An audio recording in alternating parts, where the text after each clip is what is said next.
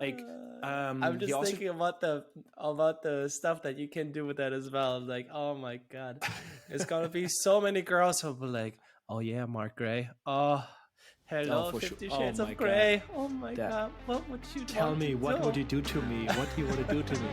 That might happen too, but I mean, Hey guys, welcome to the pod. Today we have a good one for you. Lucas is talking about a genius travel hack, how to live somewhere for free, Airbnb style, how AI is revolutionizing the way we learn, and how the green menace, the passive aggressive owl, is doing the company, and you should be doing your Spanish. All right, listen to the pod, give us a like, and I'll talk to you later.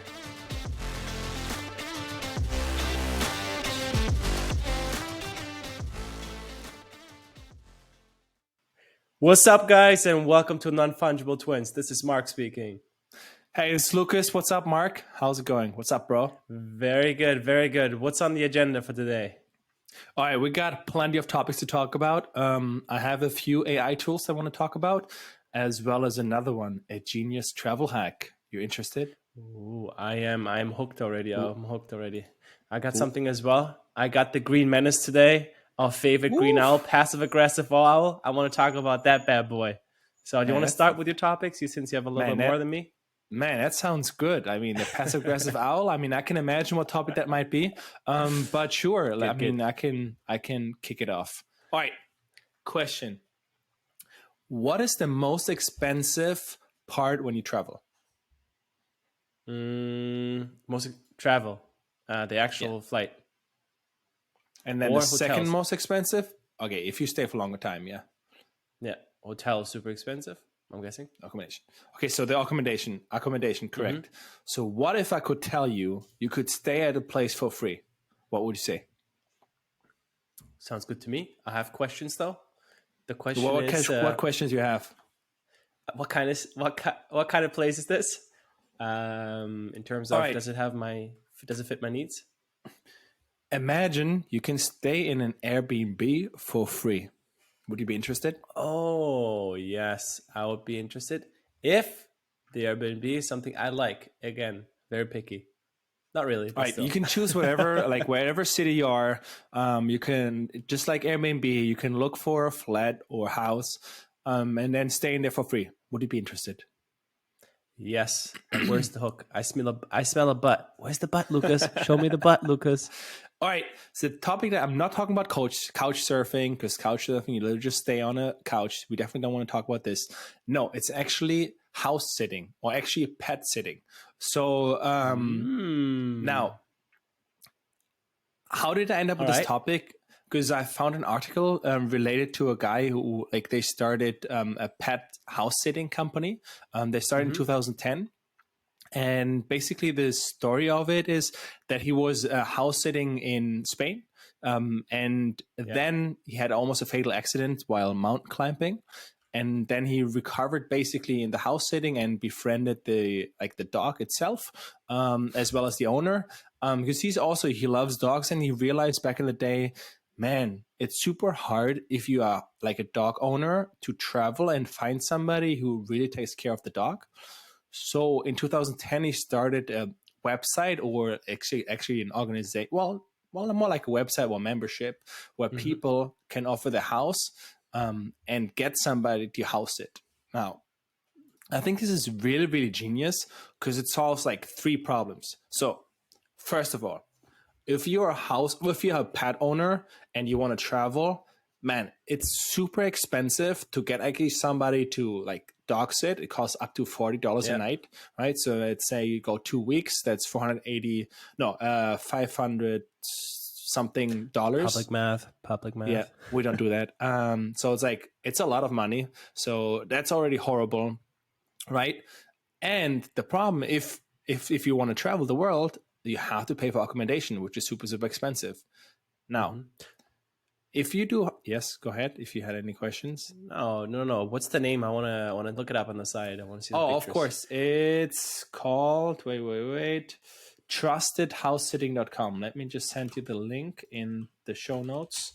Here, here we go. Trusted. Here we go. While you look it up, so now, and the genius part is you have to be paying a membership. So they're making money with the subscription. So each subscriber, so for example, if we range between $9.99 to $25, okay? Depending whether you want to be a house sitter just, or a dog sitter, or also like an owner who needs somebody who dog sit. So now, how many members do you think they have? All right. First of all, I have questions. How does it work Yes. with background checks and all that stuff? Yes. Because if I want someone to watch my dog, which is basically family, I want this motherfucker to be, you know, a good person. Okay, so they do back as well. So they do background checks. I didn't go through the entire process. I just skimmed it, but it's quite interesting because I was also wondering. It's similar to Airbnb. So basically, as soon as you're on the platform and you pay the membership, you also have insurance, which makes it like for theft and all that stuff. Additionally, what's like super interesting, which you normally don't have in Airbnb, what happens if your dog, for example, or the dog that you're sitting gets sick, right? Or the pet. So in their membership fees and the higher tiers, they offer 24/7 video calls with vets. So basically, if your dog that is sitting gets sick, you can call a vet and directly can try to solve the issue. So that's really, really smart, and I really, really like that. Additionally, the pet sitting, you don't pay for the pet sitting. Then you get basically, because the other guy who wants to, sit for a pet or in the house, you wanna sit. Okay, I'm a pet owner. I live in, I don't know, let's say Barcelona, in San Francisco or Barcelona, whatever. In San Francisco, I live in San Francisco. Okay. Yeah. And you live in Barcelona. So I'm the pet owner. You are the guy who wants to travel. So I'm putting my house or my apartment on the website, trusted housesitting.com. And now I pay membership because I want somebody else to sit my dog while I travel through Europe. So, and then you can just apply to it. And then if I accept you for it's like you can basically block it, similar to Airbnb. It's like, hey, I want to, these days I'm gone. Somebody please do it during that time. So super smart. I like it. It looks cool. Now do you know if they have mechanisms already? So because I can only imagine, I'm coming from Europe. You're like, this guy probably wants to travel. He doesn't want to sit actually a dog, right? So would you be like, hey, I need to make sure that you went. I want pictures 3 times a day that you went with a dog. I honestly have. I don't know about how they're doing this. They probably have something like this in place. I'm assuming, but yeah, that's a good point. But normally it's just for pet owners. So in general, you have to probably be a pet owner as well. So yeah, okay, it's that's cool. They also have a nice blog, so I think it's super cool. They write about it. My point was though, how much money do you think they make, and how much traffic do they have? I mean, I see that they have 16,430 reviews on Trustpilot. This is on their webpage.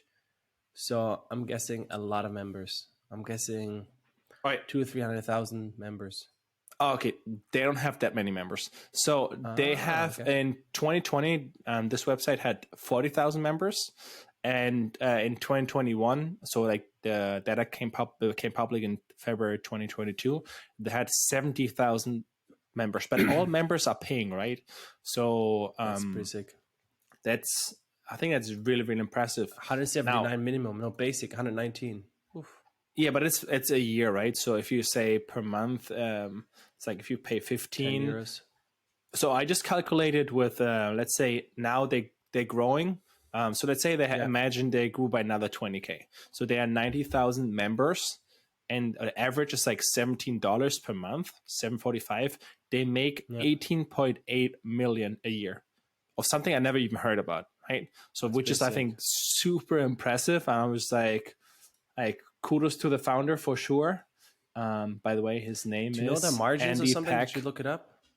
No, I couldn't find the margins, but I'm assuming it's pretty high because it's just a membership that they're having itself. They don't, and they just pay like for insurance.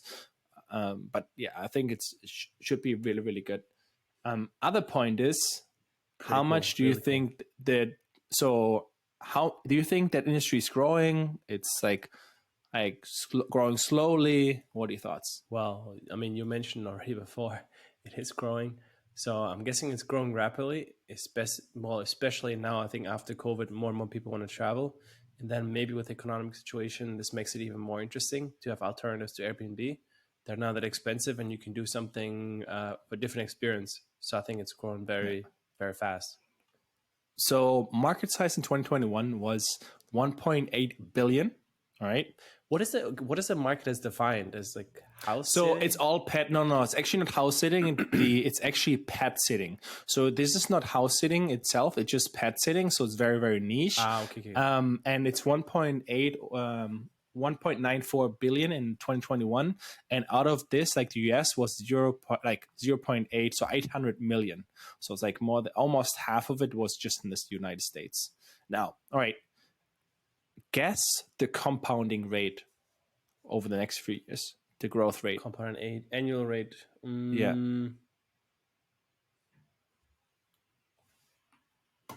15%. Oh man, no, that would be insane. No, it's 11.52%, so almost 11.5%. Really and so right now it's 1.9 billion, and by 2030 it will be over 5 billion, the market size. So it's gonna double within 5 years or something. Yeah, that's pretty insane. Crazy. Yeah, I think that's very, very impressive. Yeah, I mean that was that was for me. Now, what do you got, bro? I'm still amazed. Wow, like pet owner, you can find. travel the I world, like pay nothing. Well, you pay a membership, but besides that, it's very, very nice. Super interesting. All right, I want to talk about the green menace, the passive aggressive owl. Everybody's been there, right? It's 11:58. It's a Friday night.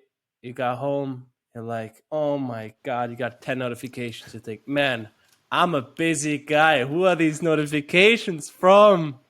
Nope. You think it's one of your best friends hitting you up. I was like, what's up, homie? Nope. It's the passive aggressive owl. We all know it, the green menace.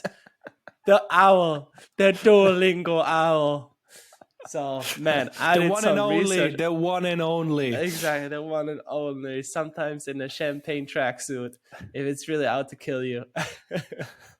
So this one goes out to all the homies, all my fans on Duolingo, all my friends who have an almost 2-year streak. Let's do this. All right, Lucas, what do you know about Duolingo, the company, not the product? It's huge. I think more people learn any language. I think once I saw a statistic, more people learn Irish with Duolingo than in school. It's like crazy statistic, but I'm not sure. But besides that, it's growing. A lot of people use it, and they started using AI. So that's what I know, that they just started using AI. I know, but you saw that one. They post a statistic every time you open the app. Of course. Or go in an election. All right. So what do you think about, what's your estimate for monthly actives, MAU and DAO, daily active uniques? Oof. So MAU, I'm saying north of 100 million. And DAO, I would say 15 million. I mean, those notifications are pretty aggressive, so at least 15 to 20 million, I'm assuming. All right. They so got MAU, that down. You're off by far. So there's only 60.7 million. So this is, by the way, these are all the numbers from 2022. I went into the shareholder letter as well as the CO note. So I went into that and looked it up. So these are all the numbers that I got. So first of all, daily actives is 16.3.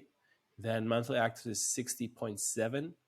Oh, so I mean, one is 16 and the other is 60. Wow, that's an awesome ratio. Holy cow. So the ratio is 27%. They actually increased it by 2% from the year before. It was 25 to now 27. So how many aggressive do you think owl are... Exactly. I'm telling you. Well, there's going to be more statistics that are even crazier, I think. What is the rate of paying subscribers? I would just How guess many the are normal. like absolute numbers? Oh, absolute numbers, not percentage. Absolute numbers. No percentage. No. 60.7 million monthly. So what's the pay? So I would go with 3.35 million. So like the 5%. I would just say the average. So it is 4.2 million, and which is 8% of the MAU, which is, I think, really good. Yeah, it's They really actually good. increased it by 5 is already great. 67% year-over-year growth. So there, I think they Oh, were roughly, wow. yes, and they're supposed to grow even further. How Another much is a thing, sorry, subscription? I have to look it up. Check it out. Let me know. So market cap. So in general, the learning language market is 60 billion, the total addressable market, and That's they have crazy. already a market cap of $5 billion. And so one of the things that I found interesting is that they're not even profitable. So they haven't been profitable, not a single year yet, even though they have a revenue of 360. Go ahead. So good. So they raised some money. They raised some more money. The last round they raised was in 2020. Their net loss was last year 59.6 million. The good thing is that they are increasing the growth of revenue more than they are the headcount. So the ratio was in the last 4 years at least twice as fast, the revenue versus headcount. So they also raised 183 million in total funding, and Exactly. the subscription costs $699 per month. Yes. Yeah. So, and then in terms, they have also the family plan, so it might be a bit cheaper. I don't know how they count that actually. All right. So this is an interesting statistic, user-wise. How many users do you think have a streak of over a year? Oh, I think it's like must be less than 0.5%. Like it's or less. No, must be less. I think it's not that many. 0.1%. So if that's Of the monthly or of the daily? I would say of the probably monthly. So 67. No, it's 60.7, Lucas, not 67. 60.7 times 0.1. Oh, this bad boy. Quick math. So I would say it's 60,000 people. No, because that's not six. No, anyways. So actually, you're completely off by this one. So it is an ass whooping 3 million daily actives. So think about it. Out of 16.3 daily actives on average, 3 million have a streak over 1 year. That's insane. What? And I just said 60,000. Holy shit. Because I saw like 0.1. Well, no, 0.1%. I said that's 60,000. Okay, yeah, that's correct. No. But it's 3 million, bro. It's 3 million. Think about that. That's insane. Wait, that's I know. It's 1 in 20. 15,000, 50 million. Actives. That's crazy. Yeah. And of the daily, it's like every fifth user has a streak over. Well, I don't have a streak over a year. I have my streak right now going. I think like 50 days. Your Duolingo is not that great. Going strong, But who am I to count on this? Let me check. Aggressive owl. Exactly. I am today at day 717. I did not do it yet. Nice. So I'm going to get every notification. But anyway, So why I wanted to talk about the passive aggressive owl is, we both followed the Rundown, which is an AI newsletter. Super interesting for all the listeners. You can subscribe to that one and actually get super interesting information on cool tools, etc., about artificial intelligence and what startups are building on what's on ChatGPT. And then I found in there, and also I found that as well in the letter of all the shareholders in Duolingo, that they're releasing Duolingo Max. Actually, that is already released in some countries, and they're testing it, which is a higher premium tier than is already existing. And this will have 2 features: explain my answer and role play. Super cool. So explain my answer is basically, I don't know if you're familiar with it. In case you're not, if you're on Duolingo, when you do something wrong, you usually can have a discuss button, and then you can go if there's somebody made a comment, right? And then you have exactly. It's like a forum kind of thing with moderators, etc. But this way, you directly go into a chat with Duo. That's the name of the owl, and then that owl would explain it to you in a really nice. Obviously, it has so basically a one-on-one tutoring. Yes, wait, this is only the explaining part. This is something getting more and more interesting now, because they're also going to have role play. So, which is basically you chat with one of the characters in Duolingo. And then you could be like, hey, how are you doing? You can have different situations like, hey, I'm ordering a coffee, and then you have a Yeah. more real life feel. And Yeah. the goal is to simulate a Super human interesting. tutor. Yeah. And then I think eventually they will substitute it. And think about this way, in terms of AI, this is so scalable, it's insane, because they can just develop different characters by teaching the algorithm a little bit different, and then have so many scenarios. So at some Yeah. point they can even be more efficient with their capital and be more profitable. And this will also revolutionize the way we learn, because it's not the given scenario, oh, this and this, Yeah. but actually something real. We're like, hey guys, I have a meeting in a business about marketing. Let's do this.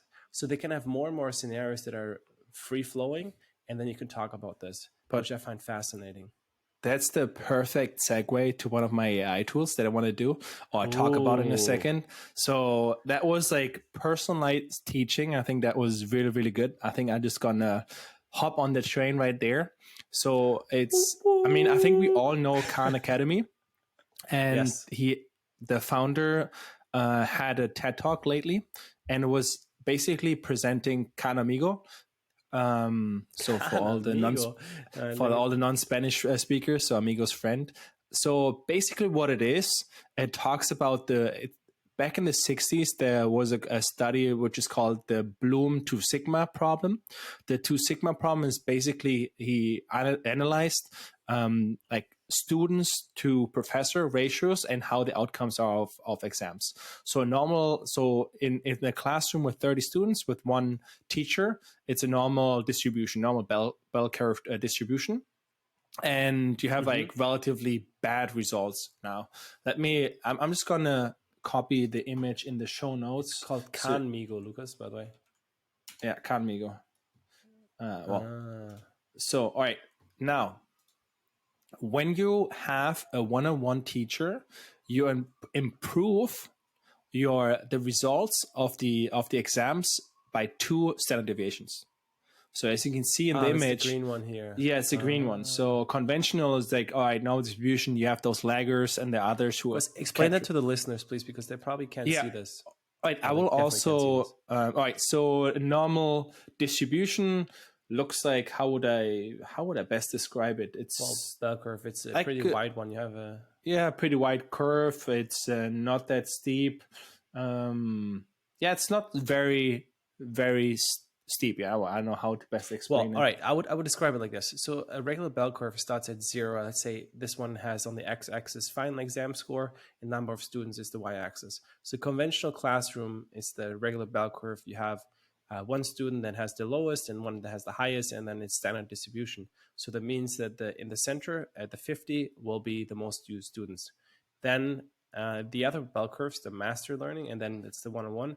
Everything is more on the right direction. So that means there's no one that will have low final score, and you have a higher distribution in terms of students and y. So that means the curve in itself is much higher and more narrow. So that means the final scores exams are going to start at 70 and end to 100, and it's going to be more students.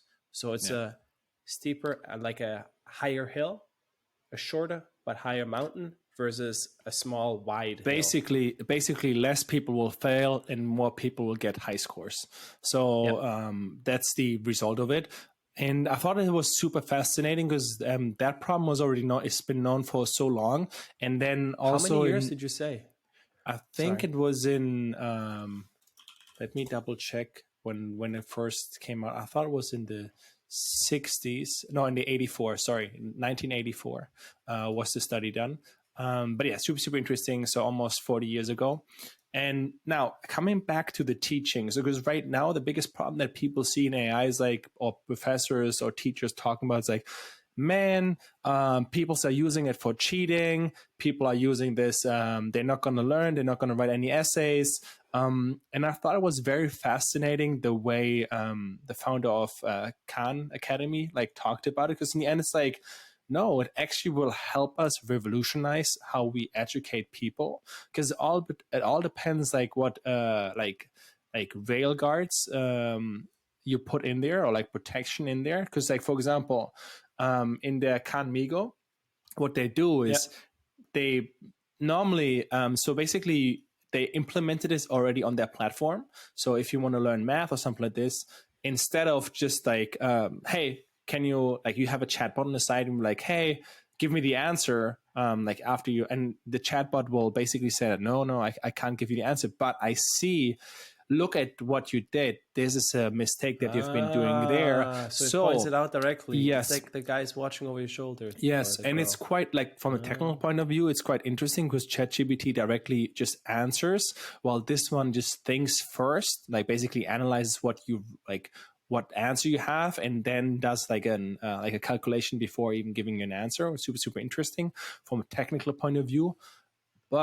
And also, like, the implementation that I never really thought about is that you can have it as a Chrome extension, and then when you go in Wikipedia, read an article on, let's say Steve Jobs or whatever. No, it's not out yet. It's not. He just like talks about how the future it will be, and I then have on the side, like in the paragraph, it will just have a little icon, and then it can quiz you, right? So you literally, when you learn something, it can just have a quiz about, hey, what do you think, like, Steve Jobs, what was he famous for, or stuff like this. So it's like super interesting for this, or like, what does this word mean? A little bit.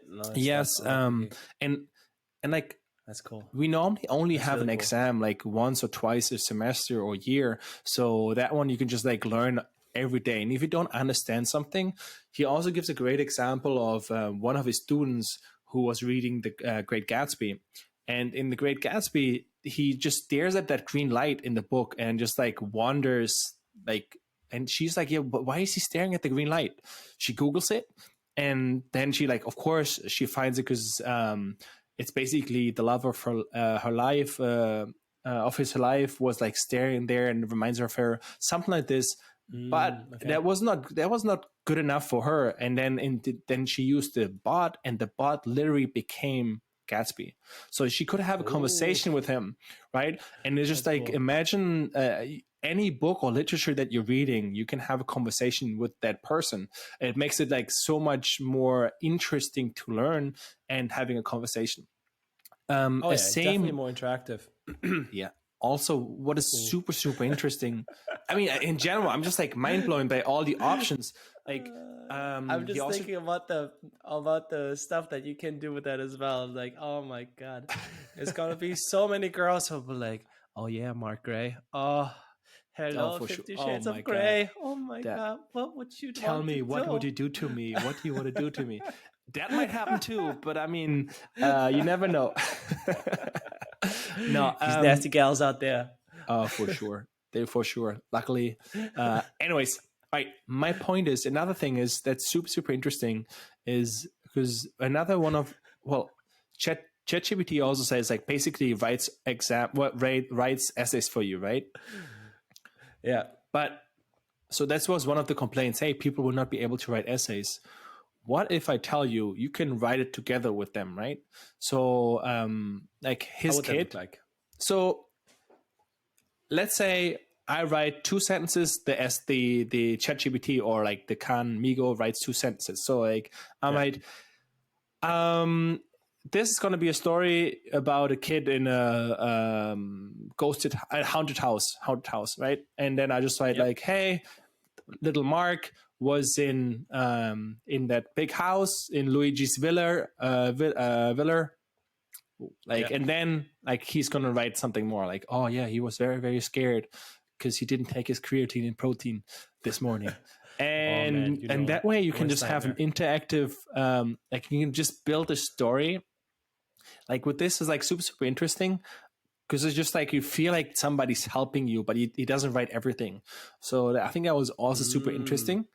And that's cool. Yeah. Do you think that's going to be like a companion? Do you think that's going to be, I don't know if you've, well, you know the lo-fi music that we listen to that, I think it's called Anime Girl or something.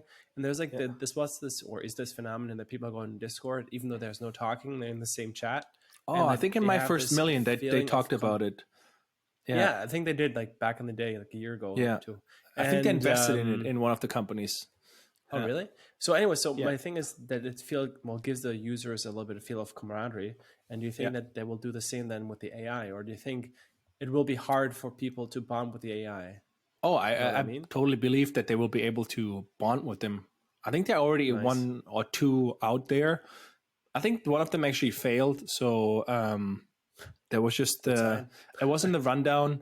No, because they got a lot of funding, and then in the end, they're not better than ChatGPT. But I'm sure there will be, based on top of ChatGPT, like companions and all that stuff. I mean, as you can see, they're gonna be more specific. I see ChatGPT or the language model just as a base, and then you go very, very niche. And but I, for example, Khanmigo or Duolingo go in that direction, and I really, really like it.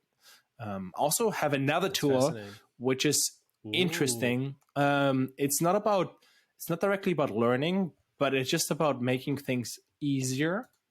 So it's called, let me check it out. It's called Charlie.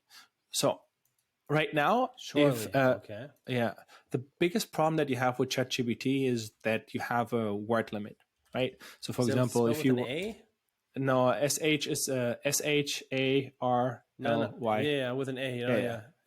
Charlie. I don't know. Charlie. So Charlie, whatever. So biggest problem right now is that you have a limit of how many words ChatGPT can process. So you have to prompt engineer like, hey, wait, this is the first part, this is the second part, the third part, the fourth part. So if you have a longer text, maybe, for example, what's the limit? Do you know? Do you know how many characters? I don't know. I don't know in ChatGPT. No, I don't know. Okay. Check it out. Let me know. Okay. But the problem is the limitation. So you have to prompt engineer the way around. But with Charlie, for example, if we want to have the transcript of our podcast right now and then have a summary of it, we would need to prompt engineer on ChatGPT. With Charlie, you can just you can literally just upload a document. Doesn't matter how large it is, and then you can say like, highlight me the facts. I tested the other day and it was like super, super interesting. You can just like summarize me the article of the SEO agency. It gives you all the highlights, or so summarize books as well, basically. You can create your own cliff notes. Yes, I mean, normally on books they're already online, but you can do it of everything. So obviously, I really, really, really like it. I think that is super cool. By the way, it's 4,096 characters. Okay, divided by So there's a clear limit. And then if you have longer articles, or for example, you're studying and you have a scientific paper, why not give me the highlights, right? Or like on workout, on gym routine, like the latest studies on hypertrophy. That is super. Let's check it out. I want to create that. That's a good one. That will be on another pod. We'll talk about that. That's super cool. So I thought it was good find. I think it was super, super interesting. It just like very, very good for specific things. I think that's what we're gonna see in the especially in the next few months. Just more and more things that are built on ChatGPT on top of it, but are very niche and make it better than ChatGPT. I think that's a good one. I think our listeners will love this one. Awesome. All right, bro. Then catch you in the next one. See you in the next one, ladies and gents. Have a great day. All right. Bye-bye. Enjoy. Bye.